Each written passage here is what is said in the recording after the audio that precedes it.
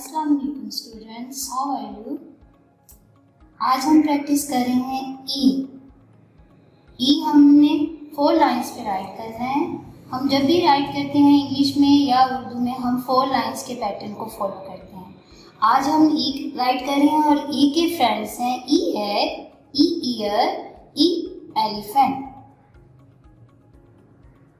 हमने second line से dot को फॉलो करते हुए स्टार्ट करना है, then up, then make over down, then down, down, touch the third line, up and stop.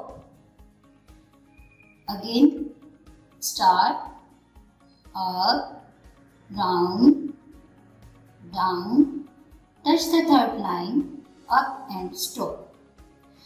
जब आप सिंगल डॉट पे राइट करते हैं तो आप लाइंस को फॉलो करते हैं, then write up, make round, down, up and stop. Now again I repeat. E के friends, E egg, E elephant, E ear. Ear कहते हैं कान को. E elbow, elbow कहते हैं कोहनी को.